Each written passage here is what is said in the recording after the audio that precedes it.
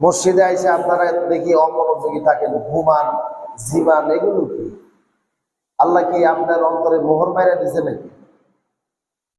সারা জনম এদিক সেদিক করছেন, মসজিদে আয়া জামাতের জন্য মানে টাইম না হইতে দাঁড়ায়া থাকেন যে ইমাম খাড়ায় না কা।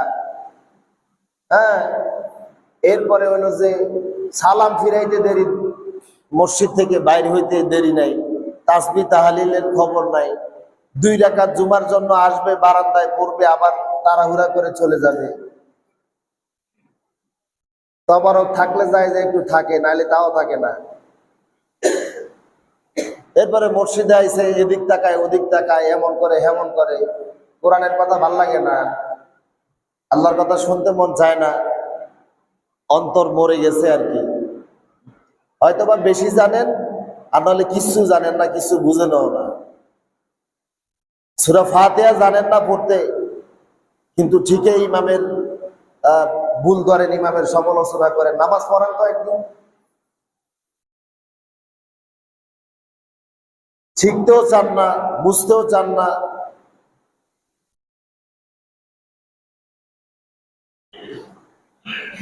আমার যদি ভুল হয়, ভুল ধরার পরে আপনি আমাকে ভুলটা শিখাইয়া দিবেন, শুদ্ধ করে দিবেন। আমার ভুল হয়েছে, হইতেই পারে, কি ভুল হয়েছে, এটা ভুল হয়েছে, হ্যাঁ আমার ভুল হয়েছে, এবার আপনি আমার শিখাইয়া দেন। আপনি যেহেতু ভুল ধরতে পারছেন, তাহলে আপনি সঠিকটাও জানেন। সঠিকটা যেহেতু জানেন, তাহলে আমি ভুল করছি, আমি শিখতেছি, আমার শিখাইয়া দিয়ে যাওয়া লাগবে, শিখাইয়া দিয়ে যাওয়া লাগবে। একামত দেওয়ার একটা মানুষ থাকে না?